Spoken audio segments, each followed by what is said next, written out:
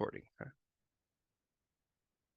All right, so we'll go ahead and we'll get this kicked off. Good afternoon, everybody. My name is James Ratke. I am joined today by Bill Mitchell, president of JK Seva, who's going to give a quick introduction and then pass it right back on over to me to get us started with our bidding webinar. Yeah, welcome everybody to our UKG TeleStaff webinar series. This is the Bidding 101. It's the basics of bid, and I'm excited to have everybody join and have some good participation. It's important that you engage in the webinar.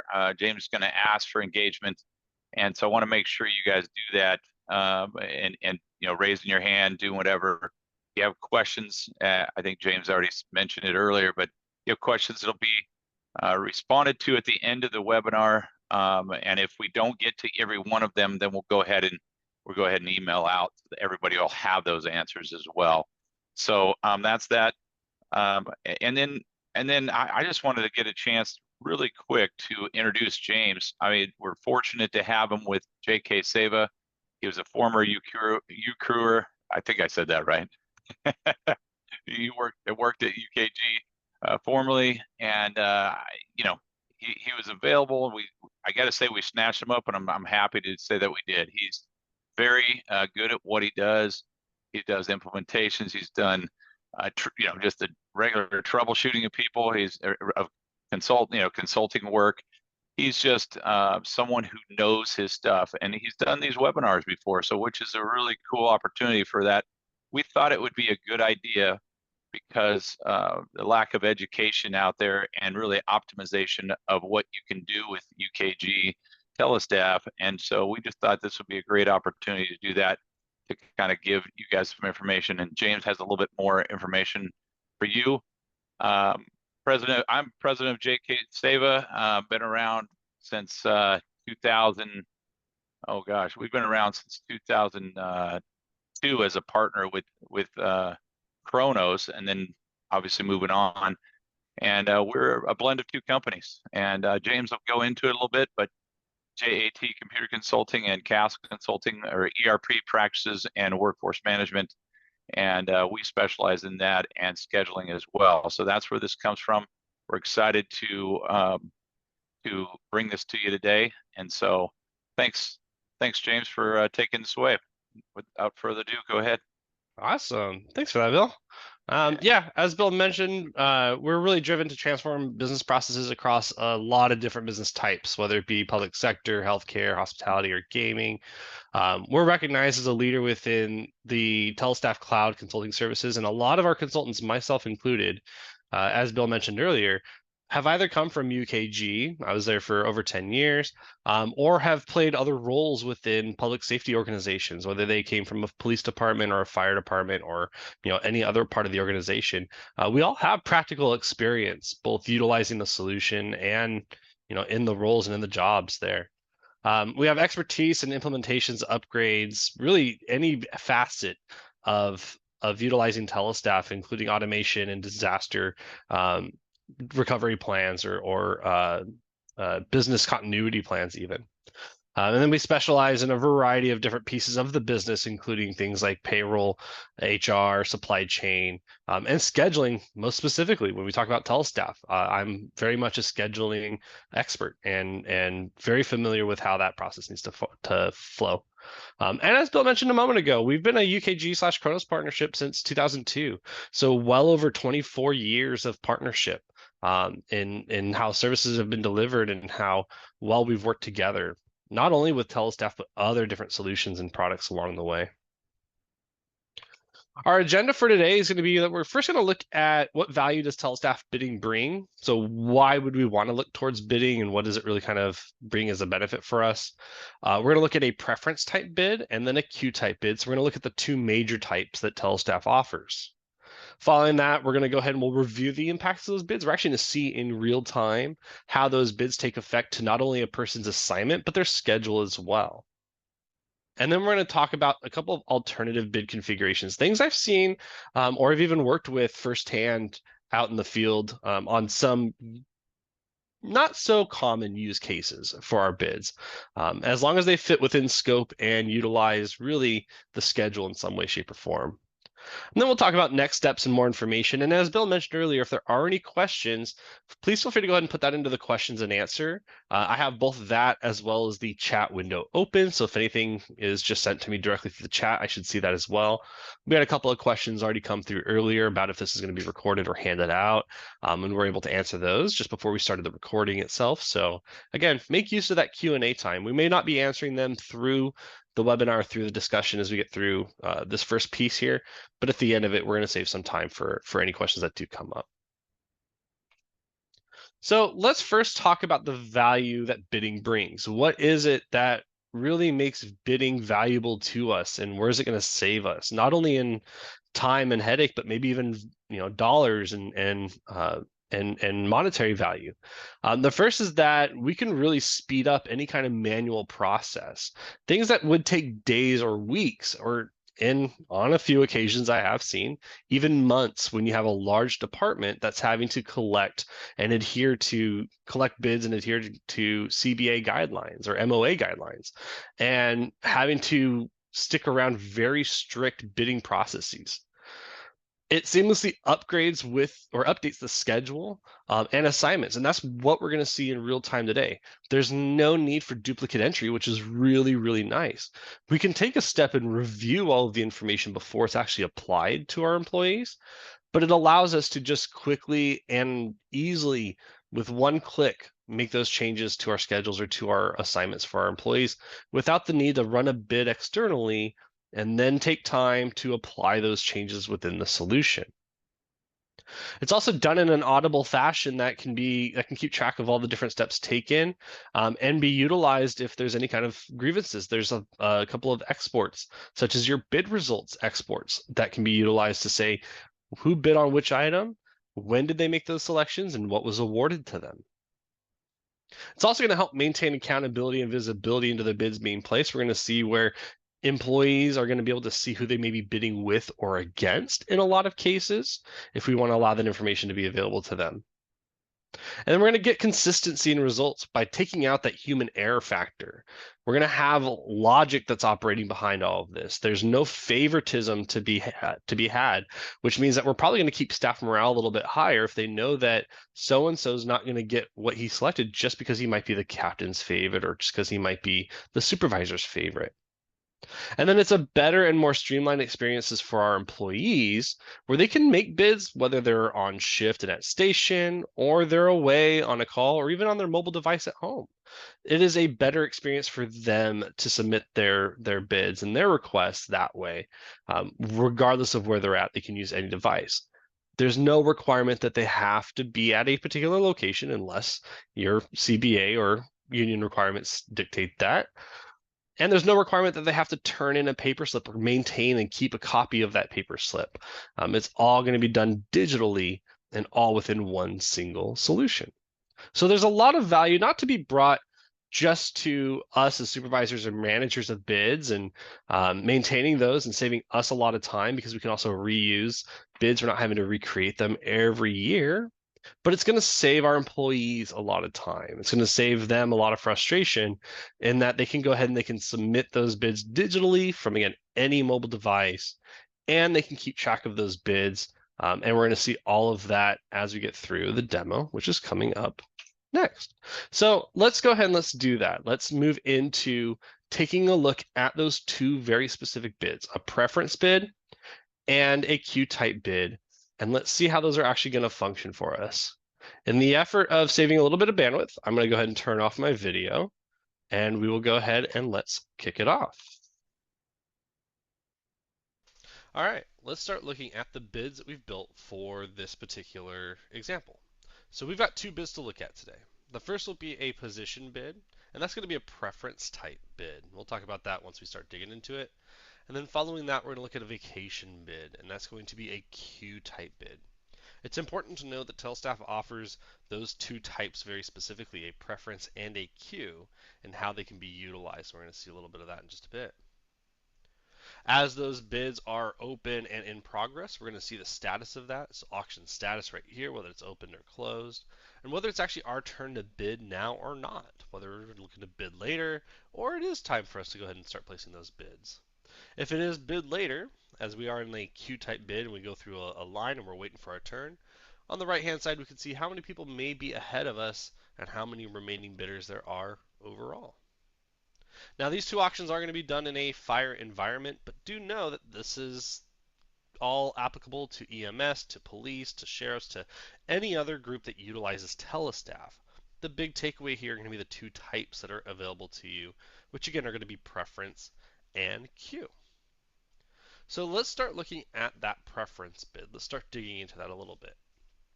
So if we go ahead and we select on our manage bid here, we're going to see two things as it loads up.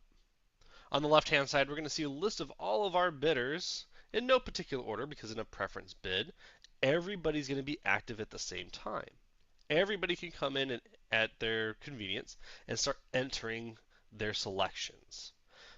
In fact, they can do so from a mobile device, which makes this even easier and adds a lot more value for the employees so that they're not having to wait or turn in slips or be somewhere very specific to make their selections. They can do it from anywhere, especially with TeleStaff being in the cloud and their mobile devices being able to access it as long as they have a cell connection.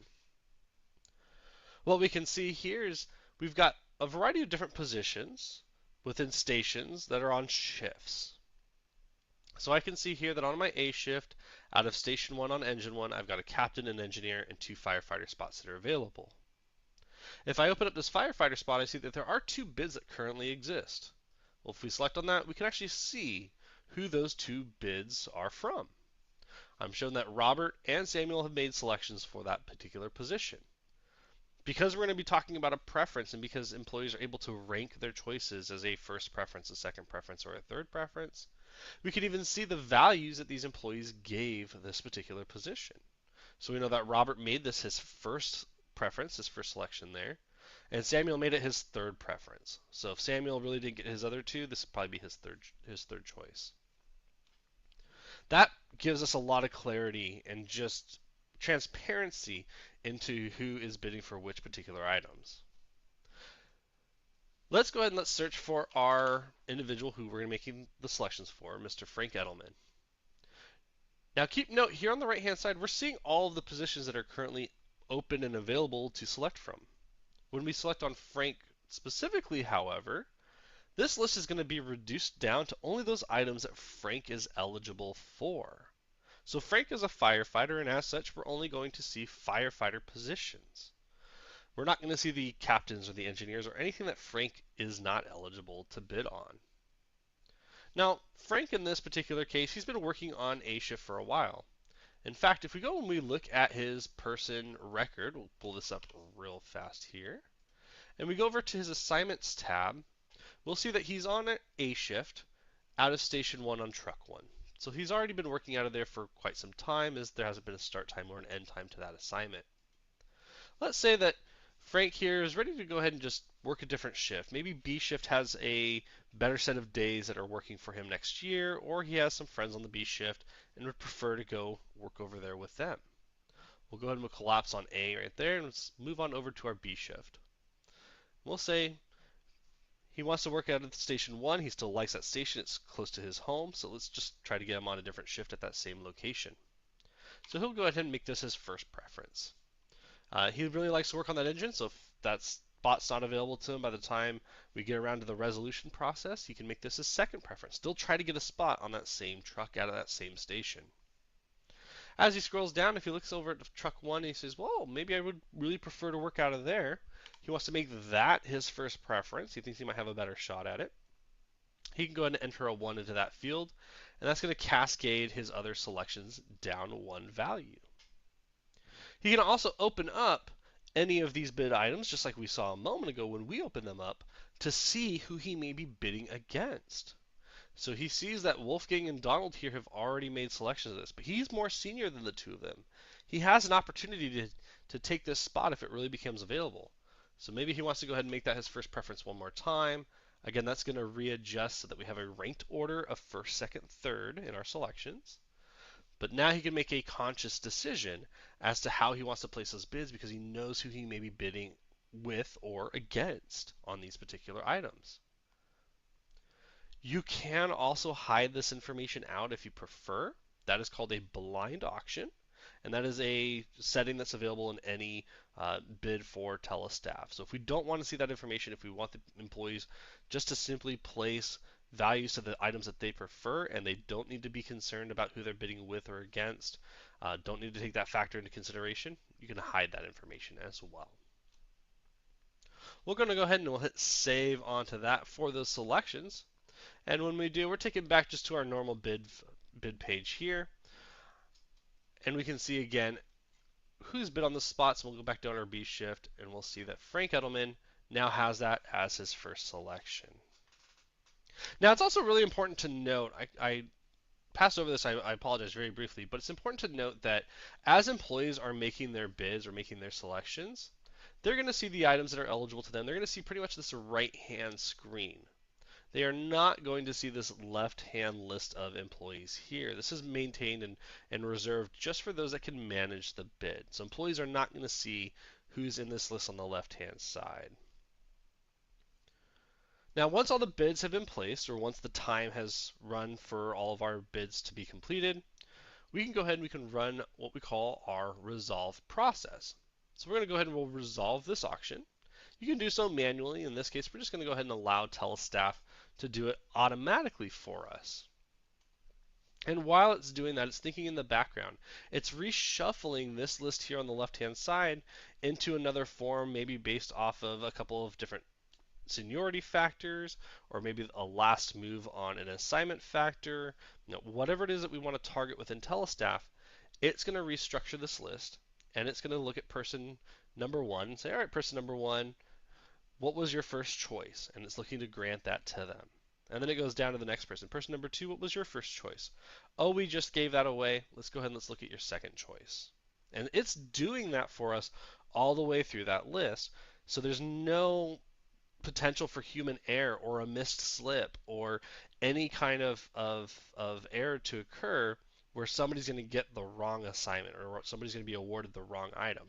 It's knowing to take all of that information into account, and it's all consolidated into one solution.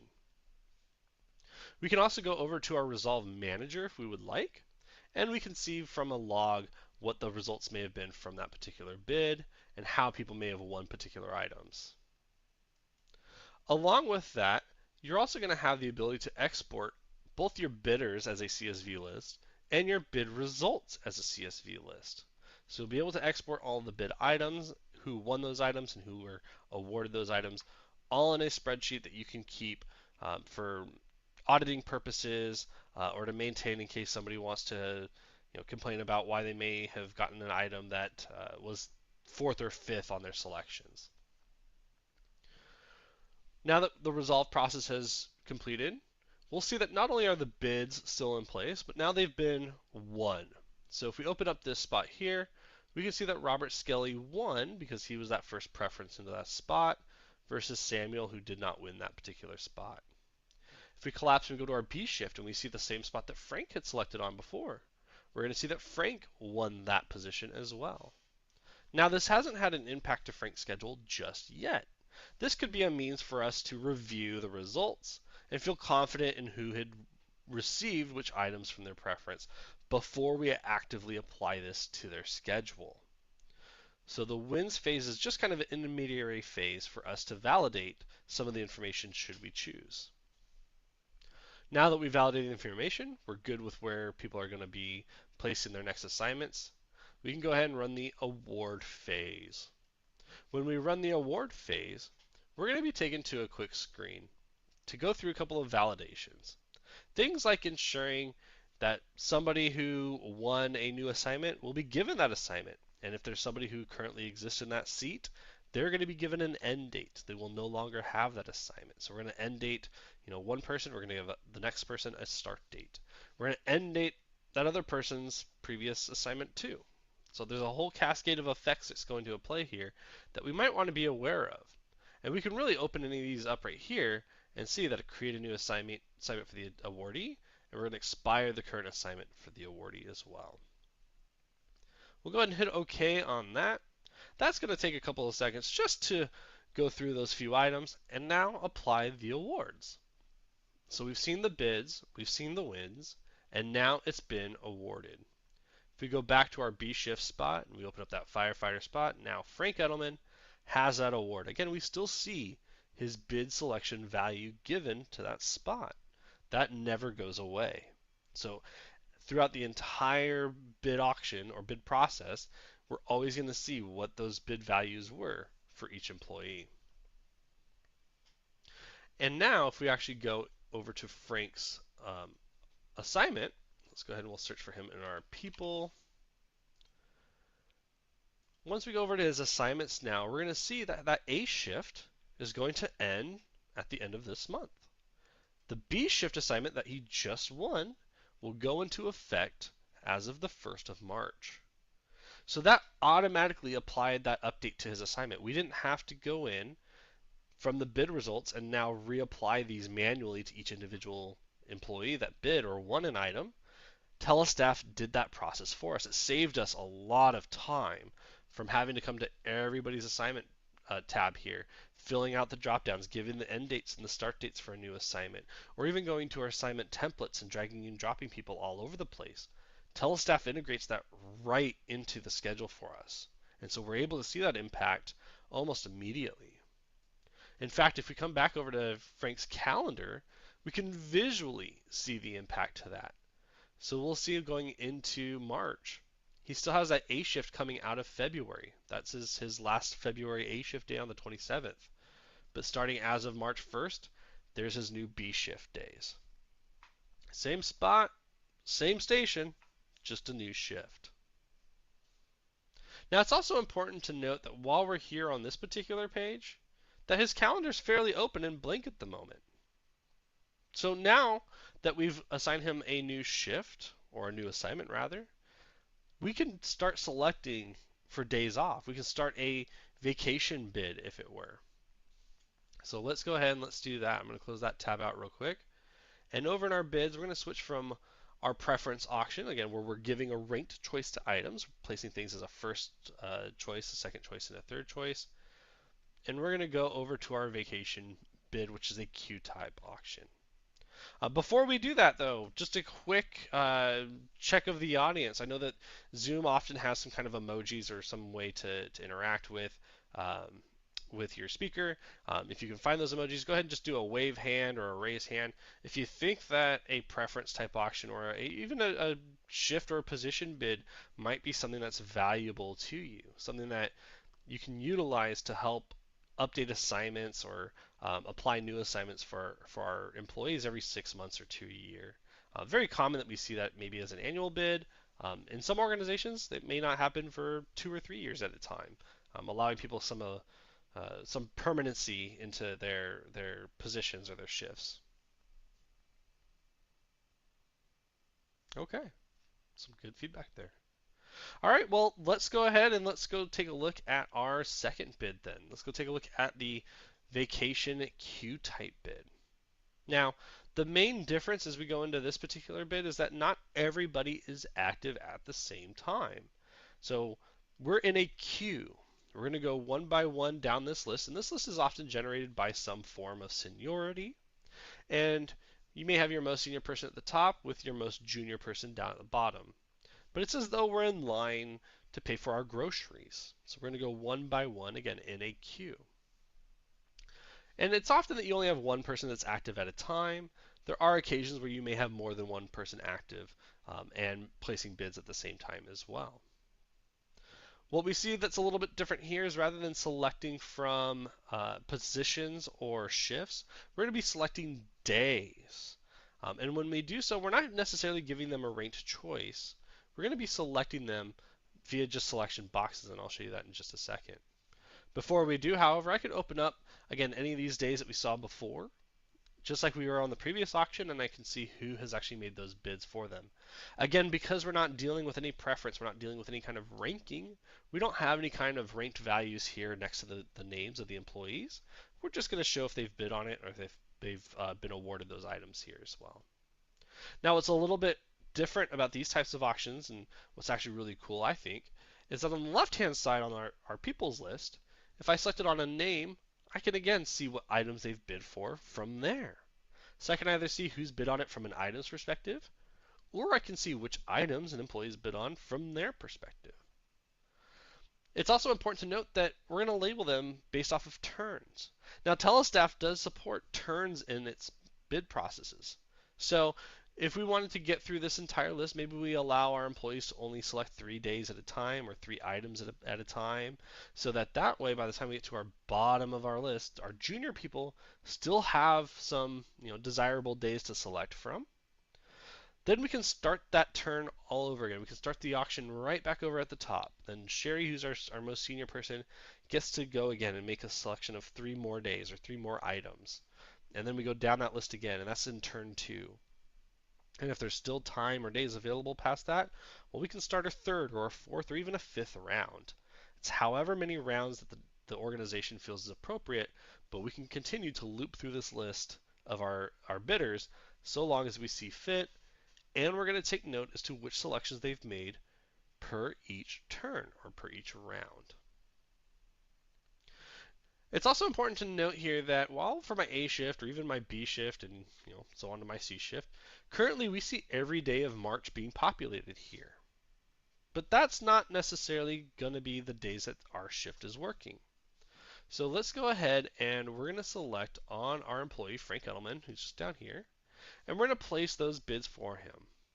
Now, it's going to take a second to kind of evaluate which days to display for us because, again, we have all of those March days in our bid pre-built for us. But what TeleStaff's trying to do is evaluate Frank's schedule and say, great, you're part of B shift. Well, what days does B shift actually operate on? And it's going to reduce that list of days down to just the days in which B shift operates.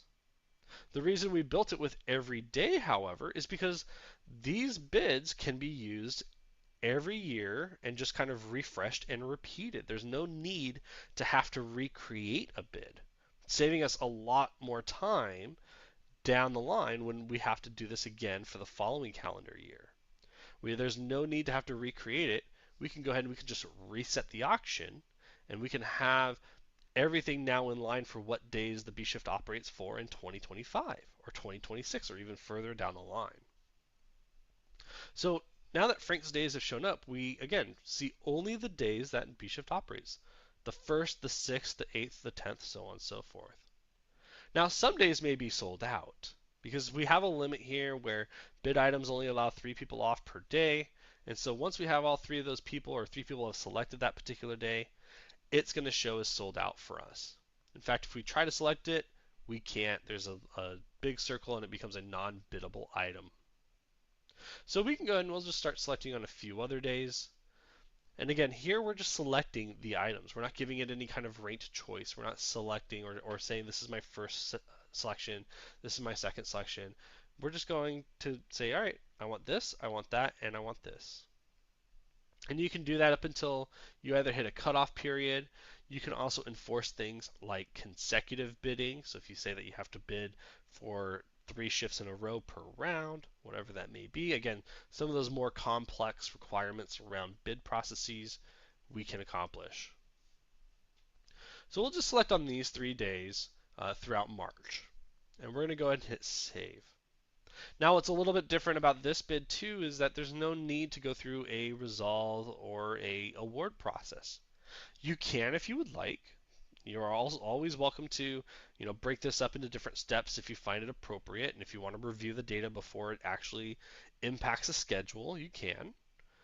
But because we often see with a queue type bid or with a vacation type bid that these days are going to go pretty much onto their calendar and we're moving right on to the next employee in line, we're moving on to the next person, it doesn't make a lot of sense to have it broken up into phases like we did with the preference auction or with the preference bid, but you can. In this particular environment, once they've made their selections and once they hit save, that's actively going to update their schedule. So what we're going to see here in just a second, once this finishes loading back up, is we're going to go back over to Frank's calendar. And now for that month of March that we saw, which was completely empty, when we go in, we're going to see vacation days. And along with that, we're going to see vacation days that are denoted with a bid to them so that they came from the bid process.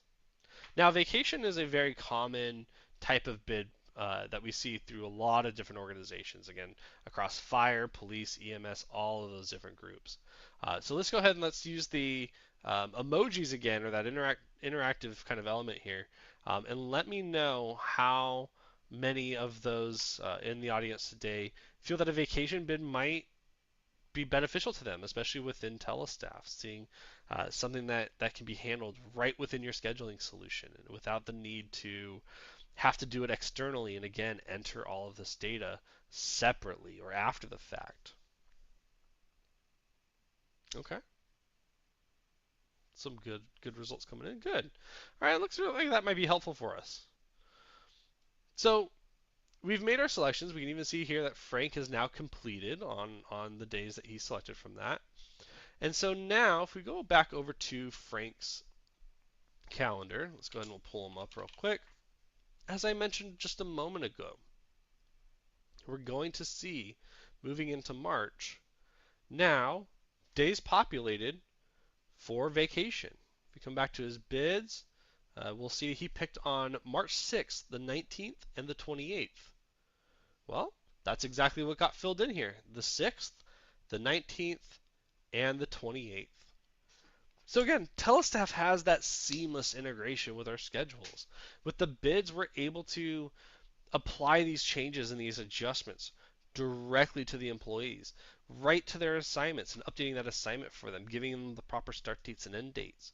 Now with that new assignment, going into place a bid for vacation and time off, and having TeleStaff smart enough to know, oh, you may be on this shift or you may be on that shift in the future when this bid is actively, being used, or for the days that you're bidding on, and adjusting to what's appropriate for the employee.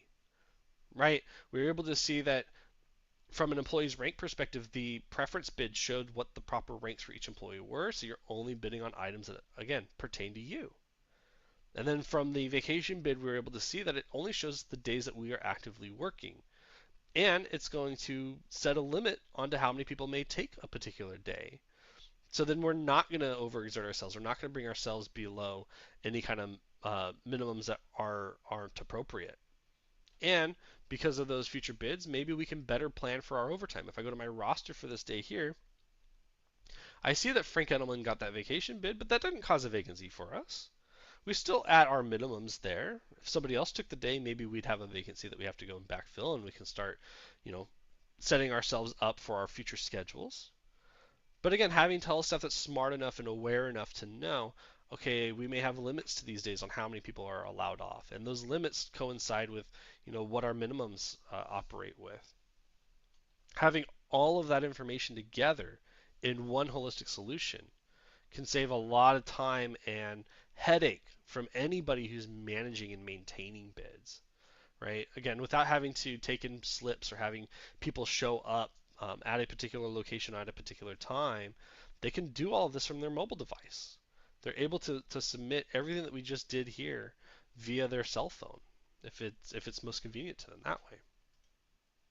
So that's the demo. Let's go ahead and let's head back over to our PowerPoint and round out the last little bit of this. All right, so back to the PowerPoint. A couple of other bid scenarios that we do have as alternate bid cases, things that we don't see as commonly as just a shift or position preference type bid or a vacation queue type bid.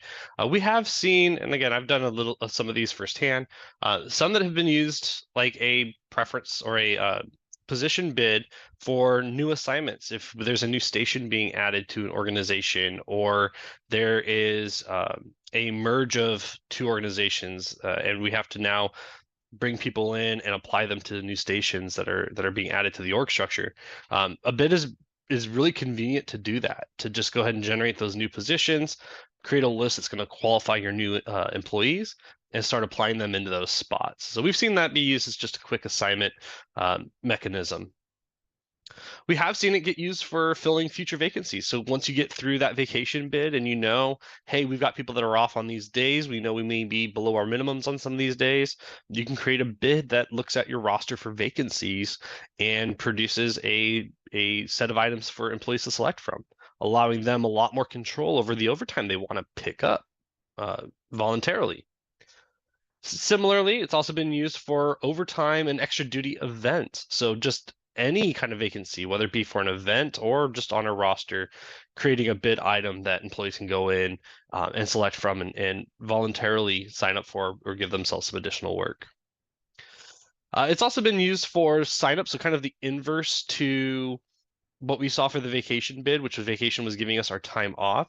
I've actually been involved with creating one where we created a bid and employees were just selecting the days that they wanted to sign up for work. So they weren't guaranteed work, but they were able to sign up and say, hey, I am free. If anything does kind of open up, let us know or bump them up to the top of the list. So we can use that as a sign up mechanism or being aware to who is available to work for those extra days. And then finally, we have seen it be used by a couple of organizations for picking mandatory days. Some organizations have requirements where every individual has to take a mandated day within a defined time period, and they can either choose that mandated day or they are given it regardless. And in a lot of cases, if they choose it, it's something that's at least more in line with what their schedule is, what they're going to prefer, what they want. And so allowing them to do that through a bid process makes it very, very easy so that they can just go in, select the day they want to go ahead and take that mandate. It applies that code right to their calendar. And now they're no longer required an additional mandate day within that time period that's defined there. So bids have been used in a couple of different ways, and we see it not necessarily just in the forms that we showed today in this particular demo, but in a mixture of all of those. Q tends to be the most popular, but you can do a position bid that's a Q type bid. You can do a few others. I think you can do like a Kelly day that's a preference type bid. Anything that impacts your assignments, you can do as a preference. Usually even anything on the roster, you can do as a preference. So you can kind of mix and match and play around with what's going to best fit your needs, whether it be a preference type or a queue type bid, which is really the big takeaway here. Now, before I get into my final slide, let's go through some of the questions that have come in. I've got a few that came in during the demo there, so we'll just kind of go through from top to bottom. The first is asking if a seat is vacated due to the individual winning their bid, will the vacated seat automatically be open for other bidders? Now, this is something that we often want to talk through when it comes time to build the bid, because a lot of times what we want to do is have all of those seats together. So if somebody's going to be bidding and that seat that they're in may potentially open up, well, we want that seat already in the bid to select from. As we saw in the example, what it's going to do is once somebody wins a particular seat, is it expires the awardee's current assignment. It's also going to expire the person that's in that seat's assignment and then award new dates to everybody.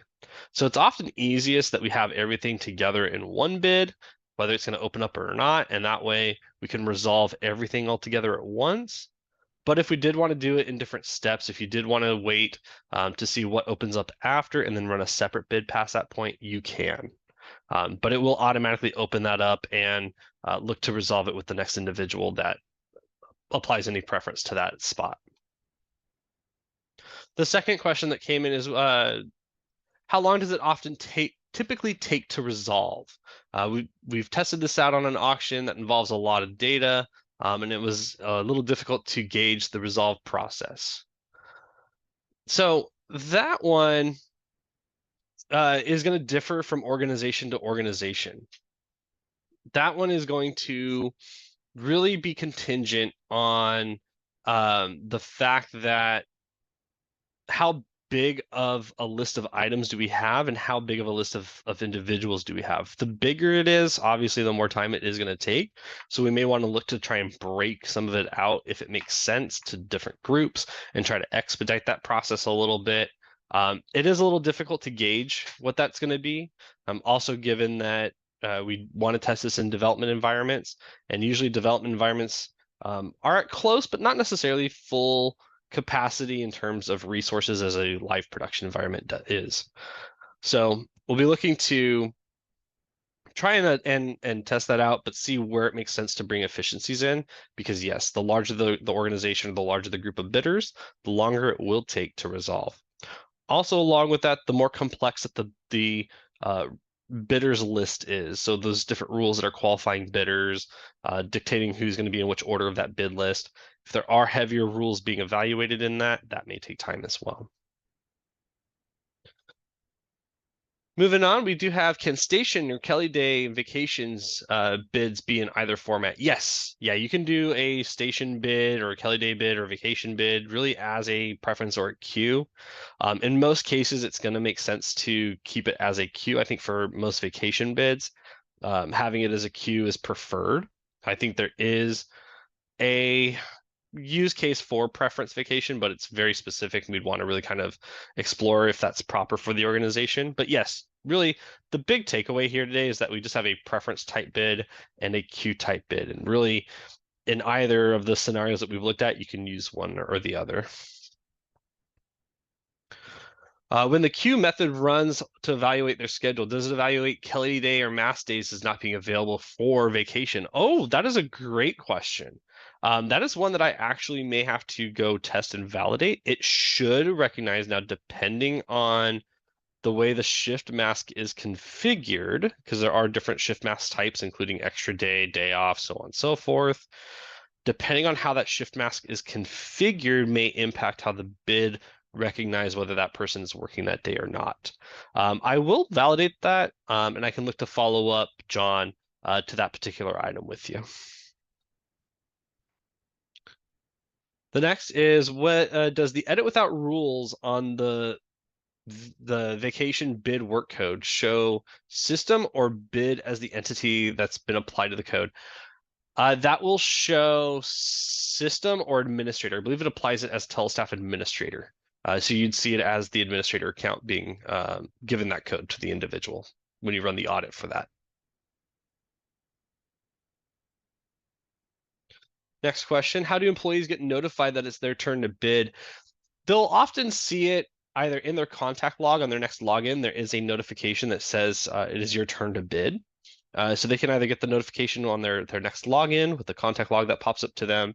When they go to that bidders page that we saw at the very start of the demo phase, it let them know whether it was their turn to bid and if we want to designate a bid time or period for them, what their bid period may be.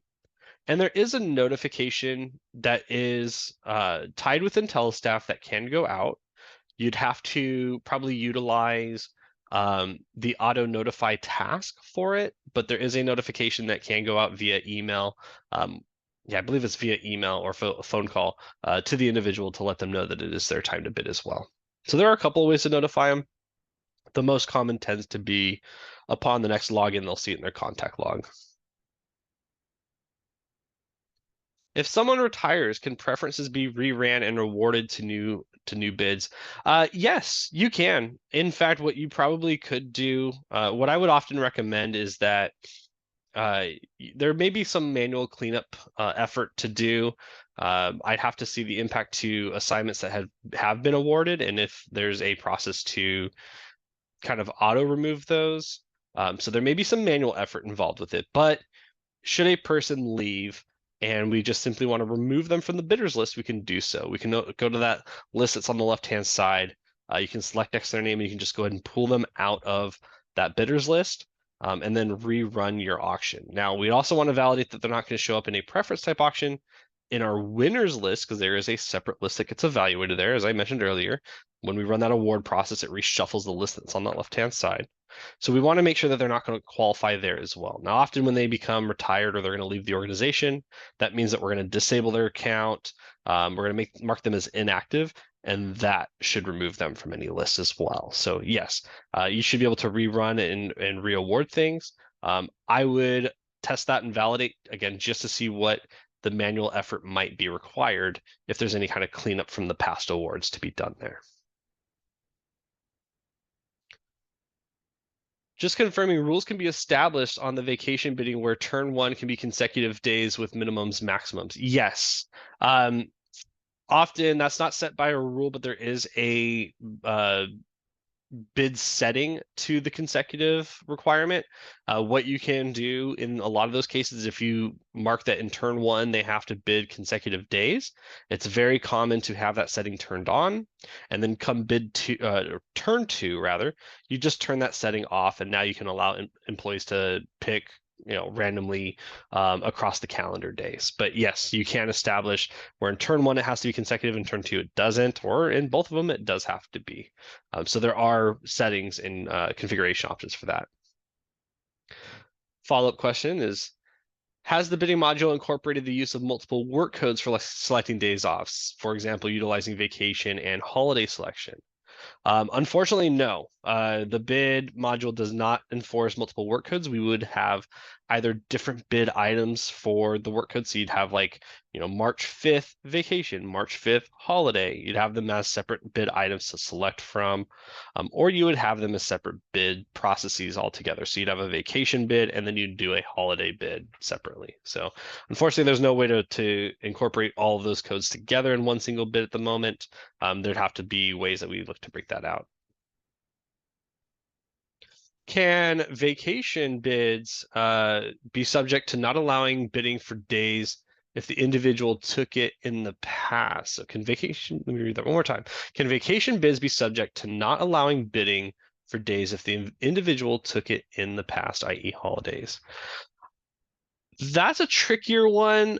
Off the top of my head, I want to say yes, because when we look at things like the vacation bid and we look at bidding for work codes, there is the opportunity to utilize dynamic issue checks. So for those unaware, what a dynamic issue is when you look to add a code such as holiday or vacation time to your calendar, there are often a set of checks and balances that are being evaluated in the background to see how many of these codes might already exist. Are we below our minimums, or whatever these criteria that we want to define are that may trigger to say, yes, you can add this code, yes, you can add it, but it has to be approved, or no, you can't add it at all. You have all these kind of different boundaries that you can put in place there, and they're defined differently for each organization. Those checks and balances can be utilized within a bid. And so to some degree, you can have it look back and see whether an employee had utilized or had taken that day off in the previous year, and then have that dynamic issue check kick in and prevent them from bidding on that same day the next round. There would be a little bit of testing involved just to validate that behavior. But based off of how dynamic issues could check for that, there's a strong possibility that that could be achieved. I'd have to again, test that a little bit further and validate for us.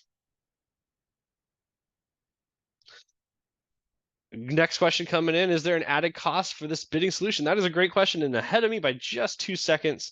In my next slide, we're going to talk about licensing for bidding in just a moment. Moving to TeleStaff Cloud, that bid module and that bid license is included for you. So we'll look at how you may look to obtain that if you don't have it today. Returning back to the rerun of an auction, it says it meant to rerun the auction and now fill the newly created vacancy. You could, yeah, you would create a new auction that just goes across your roster and just finds the vacancies that were just created, and then run that. And then following that, I've been advised to build new bid rules to use only on bidding. Would you recommend that this is the same with dynamic issue types?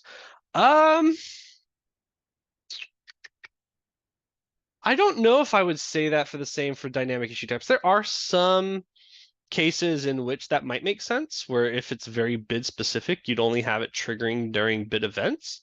But there are some that you might be able to share and utilize across either the bid or just normal everyday work code use. Yeah, that really is going to depend on the use case for that dynamic issue, I think. There is, if you look through the different severities, there is one for adding, one for editing, one for removing, and one for bidding. So in those that make sense to share, we would just kind of look at the bidding severity. In anything else that would be very bidding specific, we'd probably just set it to ignore on all the other categories, but only impact when bidding occurs there. So yeah, nothing that's required from having those specifically there. I will leave the Q&A open for a little bit longer, but that about rounds out anything that came through for the questions and answers. And I thank everybody for submitting those. There are a lot of really good questions in there. And as I mentioned, there was one that was just a step ahead of me. So let's talk to our next steps and where to get more information. So if you'd like some assistance or if you'd like to kind of look at an initial consultation with us at JK Seva, please reach out to TeleStaff team at jkseva.com with any questions you may have, anything I may have missed from the Q&A there, or if you'd like any clarification to things, feel free to reach out to us. We're happy to get engaged and happy to take a look at what you're trying to achieve and assist you in any of those efforts where it makes sense.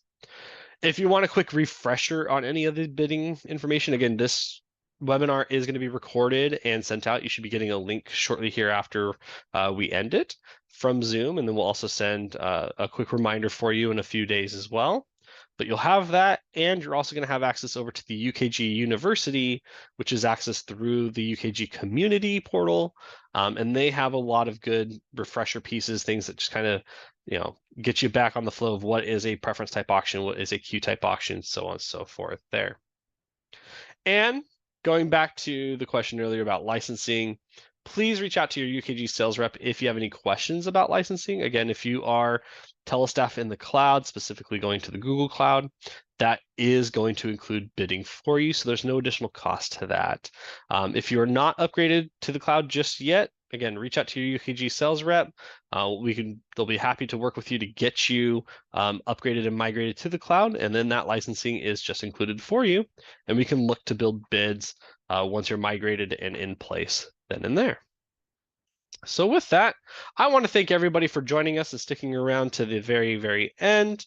Again, if you have any other questions or would like an initial consultation, please reach out to us at telestaffteam@jkseva.com. And here at JK Seva, we ask that you expect more because we always do. We want more from your project. We want more from everything that we do with you. So again, thank you everybody for your time today. I hope everybody has a safe day. And please reach out if there are any other questions or to get a consultation. Bill, Thanks, anything everybody. else? No, that's it. Thanks, everybody, I think we have one last question. Nope, it was just a thank you. So that was good. But yeah, thank you, everybody. Hope you enjoyed it. And be on the lookout for the next one. James, you want to talk about that? Actually, yes. Before anybody else hops off, I did have, let's pop this up real quick. Oh goodness, if it's going to show up here. A little pop-up on what subjects you may want to see coming up. So, Like a poll. yeah, it was a survey or a poll. It's not showing up in my polls option now. Oh my goodness gracious. That's all right. If there are any particular items that you would like to see for an upcoming webinar, whether it be we look more at advanced bidding configurations, if you want to learn a little bit about work codes, or if there's a particular topic that's at top of mind, put that in the chat, put that in the Q&A, let us know, and we are happy to look towards creating more content like this in line with what you want to see. So please feel free to let us know if there is any topic that you would love to see us talk like about. Extra duty or Duty, more automation, or just all there's a bunch of different things. Okay. And be on the lookout for further ones coming down, because we have a slot of them that we're working on right now. So thanks, James, for your time today. Thanks for your just very well done. So appreciate everybody. Thank you.